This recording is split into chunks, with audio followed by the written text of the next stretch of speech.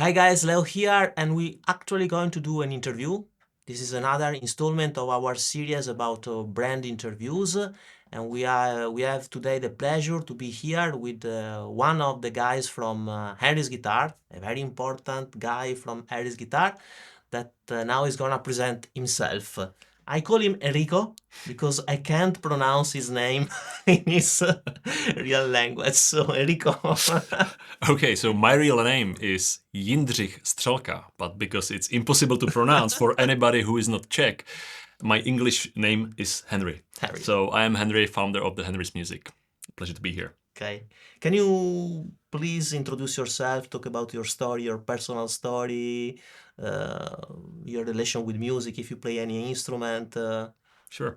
So actually, my whole family comes from the music industry. My father started to work in music industry in 1970. Wow. He's now almost 80 years old, still every day in the office. And so I actually grew up in the music store, surrounded by the musical instruments. And I remember my first time I was in the trade show. It was a Frankfurt show back then in 1992. So I was 12 years old, still like a small boy. And yeah, I was so amused by everything, seeing there as a like a little boy I was playing piano at the time, and then I started to learn guitar right after that. So I just joined the company in 1998, and since then I'm actively working in the company. But the Henry's Music itself was founded as a brand, was founded like three to 4 years ago. I see. Because for a long time we were a distributor for premium brands. In 90s we were distributing Gibson, Fender. Now we are doing Schecter, Blackstar. So we are doing like really nice brands as a distribution in Czech Republic and Slovakia. Mm-hmm. But we have a great team of really dedicated and knowledgeable people. So we were thinking how to leverage this talent in the company, and we always wanted to build something by ourselves because we had so many ideas to do. We just using our know-how and everything as a service to other brands. So we decided to found the brands that is our own. Okay. So that's how Henry's Music began. Okay, you are, as you can see here, they are producing acoustic guitars, Strato guitars, tele guitars. We will talk a bit more about their lineup in a few seconds. But now I would like to ask you, which is your target client? Beginner, advanced? So it's a tricky question because every product has a certain target client. For example, when we take our best-selling guitars, which is Snake series, Destiny series, and the Space series, what we see when we were developing the product is we wanted to create a premium product that is comparable with a brand, with a really top brands, legacy brands in the industry, but we try to make it as affordable as possible without making any compromises. So, and the way we do that is that we are sourcing the parts of the product in the manufacturers in Asia and assemble and set up everything in our workshop. I see, I see. So I would say that everybody from beginner to advanced can pick up your guitars. I would say we have a something, if there is a beginner who is looking really for something affordable, we have a sub-brand that is called Henry Junior. I see. And with that you can get a guitar for less than 200 euro, which is still goes through the very similar process as the top one, through our setup and everything, but it's not assembled. It's just brought to our workshop. We just do all the checks and then we supply it to the consumer. Okay. And the other one is the other ones are the ones that you assembly Yes. in your Yeah. in Czech Yes. Republic. Yeah. And so that are fine also for advanced guitarists. I think they are so affordable. It's $699 for the Strat and $649 for the Tele, that if somebody wants to take a serious instrument that is still for affordable price, the beginners buys it as well. But I think that a lot of professionals are using it as well. So the instrument is on par with like more expensive and a higher, or let's say legacy brand type of a product. Okay, I see. And which are your channels for distribution? Do you sell from your website? Do you have sellers, resellers? How can I grab one of your guitars? Well, we of course sell direct. We have a web store where you can purchase the guitar. with the new models that we are launching later this year, we can even do some customization for you as a consumer. You can choose the string tensions that you use, and we do the action setup and the neck setup based on the but the tension string or string tensions that you use. We can block the tremolo if you like. We can do certain kind of Okay, customize the. adjustment for you as a consumer. But we also, because I'm coming from like distribution business, I still really feel that it is important to support the smaller dealers that are now losing market share to bigger retailers, international retailers. So we are also offering this dealership for the smaller dealers. So hopefully one day when we grew enough, you will get the Henry's guitar in your store, and hopefully the store will still I see. exist. But okay, one of the main problem purchasing a guitar online, which is of course one of the channel with which you distribute your guitars, is that you are always not sure how the guitar is gonna be set up. Especially if you buy a Gibson, the probability that you get a good one Yeah. is pretty rare. So, and on the other hand, for instance, buying a Source guitar, I would be pretty sure that I can get a good guitar from every retailer because they are very consistent. I have to say that all the guitars that I try here, your guitars, are set pretty much in the same way, and are all good, all set very good. So how can you guarantee that when I purchase a guitar from an online store, I'm getting a properly set up guitar, which is flawless? It's tuned, it's intonated, the action is fine. Okay, so the quality assurance, the quality control that we do is based on several steps. First step is when the parts are coming from the factory in China or the whole guitars. We have a QC in China that is checking the guitars over there. QC, quality control. Quality control, yes. They can discard everything that is not meeting our basic standards. Then the parts or the guitars go to our workshop, to our warehouse, and it stays there. Sometimes for some shipment we check it even after the arrival, but we check it every time and do proper setup when the guitar leaving our warehouse and our workshop. We have a team of 5 luthiers working for us, so each guitar is properly set up. There is a whole process of standards that it needs to meet, and that's why you get the guitar that has the same playability whether we bring it here to 42 Gear Street or you purchase it online. If we sell to the dealer, we make sure it leaves our door set up, but if it properly as it should. However, if it sits at the dealer for maybe few months on the wall, of course we cannot guarantee it will not move because of the humidity thing and the temperature thing. But that's why we choose carefully the dealers who are able to do the setup and do the service work before it's shipped to the consumer. So they should be able to, or they should be doing this with every our guitar that is sold. They need to check it and they need to sell it to the consumer once the check is done.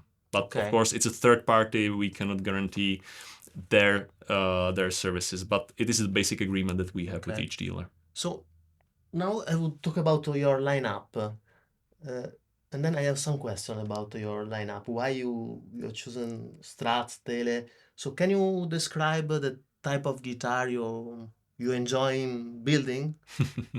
Okay, so basically 2 types of guitar: acoustic, electric. Maybe I start with acoustic guitars. For acoustic guitars, we have two major lines. One is called the Monarch series, and when you say Monarch series, it always means full solid body. So for a Monarch series, it's like a Nobleman series. We have now 2 models. One is Emperor, and another subtler one is the Empress, which is more like fancy, which probably is over there, right? Yeah. That one. That's the Empress.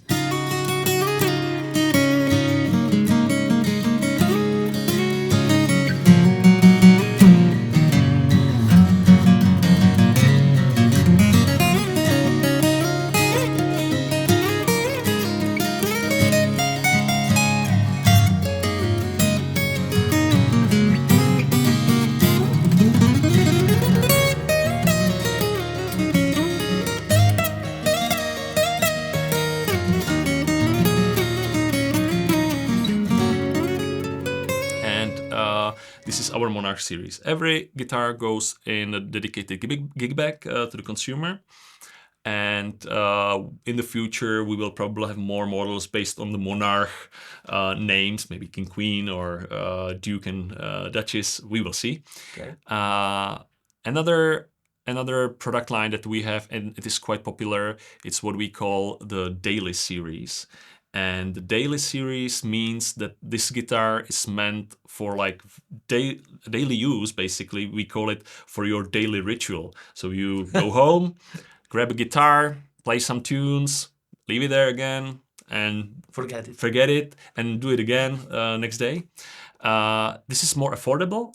It has a solid top. We have a beautiful black tops. You maybe saw it in the Yes, I saw it. Yeah, it's really nice. And now we have two models. One model is called like a real daily, and another is called Every, which is based on the bigger Gibson shapes. Yeah. I see. And then, of course, you have the electric line of guitars. We were Yes. talking about acoustics. Mhm. So can you talk about the electric? Okay. So for electric, we have a Strat type guitar, S-type guitar, where we have two product lines. One is called the Snake series, which is based on a modern take of a Strat guitar. The wood we use is Polonia, so the guitar is very light. Yeah. It has always HSS pickups. It always have locking tuners. The Snake series have a rosewood fretboard. Luminescent and dot, and it is more, as we say, modern guitar, so it's a little bit more aggressive, more high output.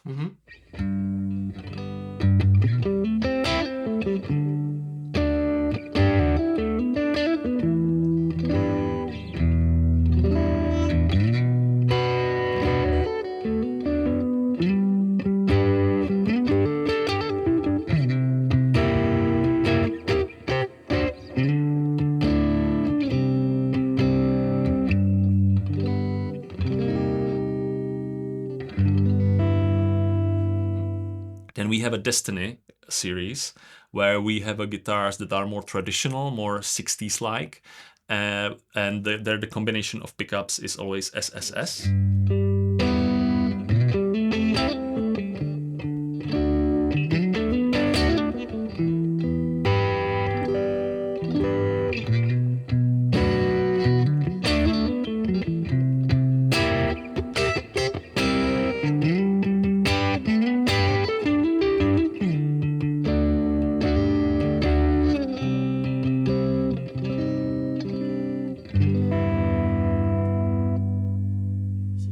And the third product line is called the Space series, based on like names are based on the space objects. And with that, it's a T-style guitar, so it's a Telestar guitar, which I think we have the new model here that will be launched in November. Ah, okay. Yeah, so this is a prototype. Well, actually, the white one and the blue one are the prototypes of the new models. With a new headstock, there is for the Snake series, there is a push. Now it's pull-push, but the final version will be push-push. So splittable humbucker. Yeah. We did a rounded neck joint, and we will have also the left-handed models in the new series. And what about the pickup? Do you build the pickup yourself? So we work with a pickup factory where we are negotiating with them our requirements, and based on the requirements, they made the prototypes. When we found what we are looking for, it is locked and it is used in final product. But I'm curious because I've seen a lot of Strat, so why Strat? Are you in love with the guitar? Is because it is more popular?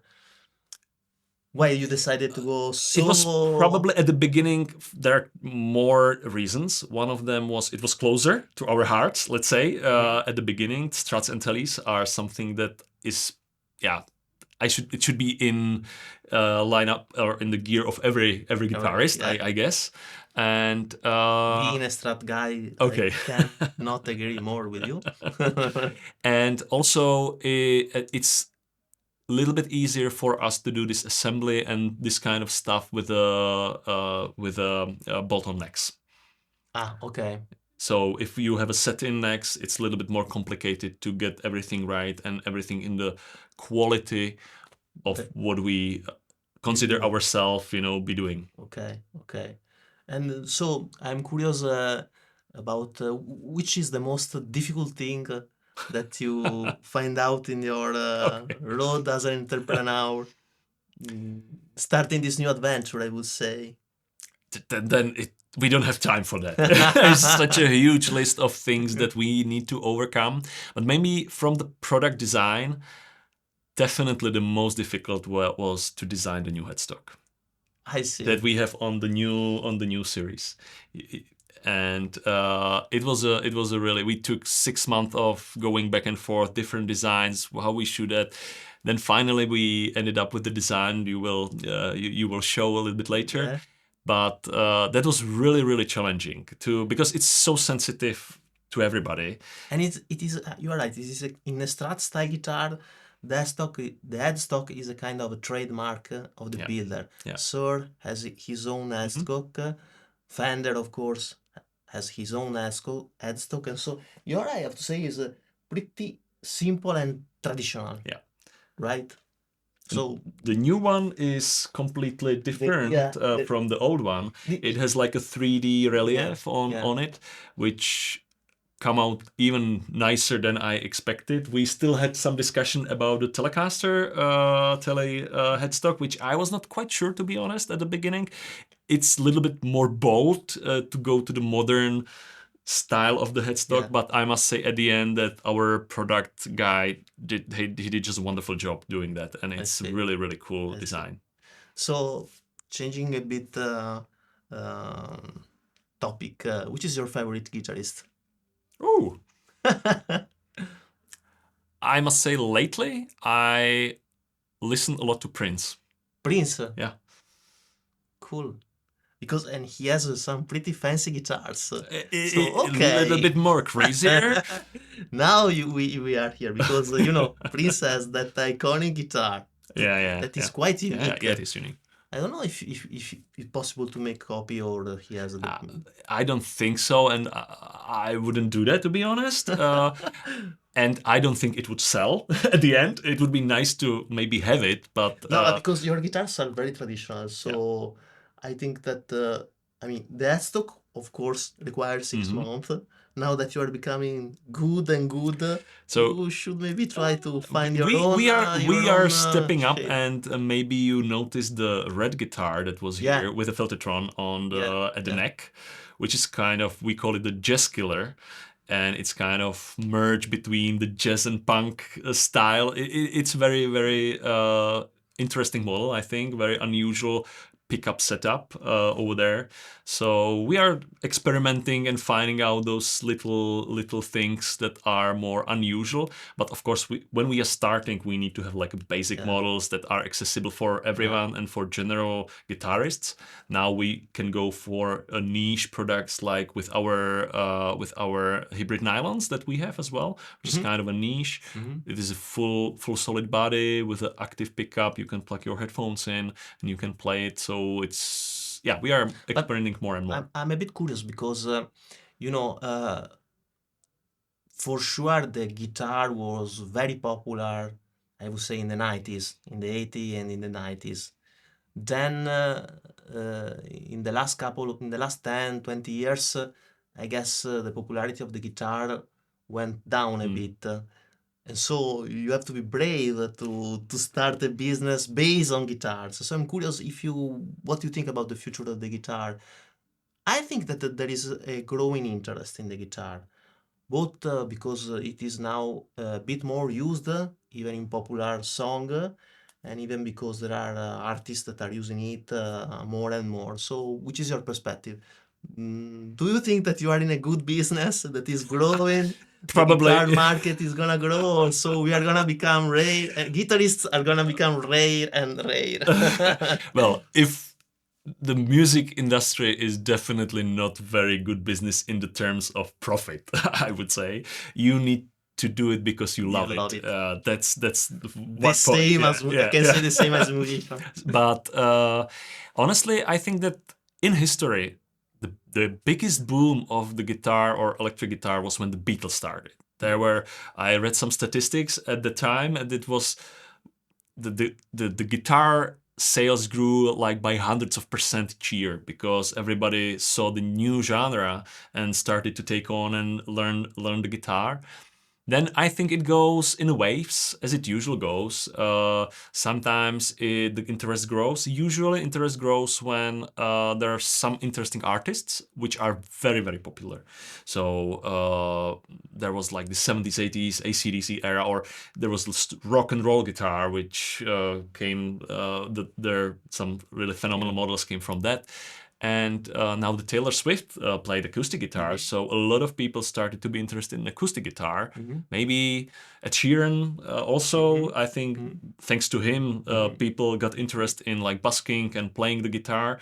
And I certainly hope there will be more people interested in electric guitar because it's the instrument that allows you to really express your emotions, your feeling about the music. You have such wide possibilities from the electronic that you use, from how you play, how you bend the strings, what you do with just the simple controls. Yeah. It is wonderful. It is, I think, it could be used more, and I certainly hope it will. Yeah. But we will see how it will goes. Actually, I agree with you. It's an instrument with endless possibility. Endless genres can be done with guitars. A lot of styles. Steve Vai is completely different from Django Reinhardt, from Wes Montgomery, Pat Metheny.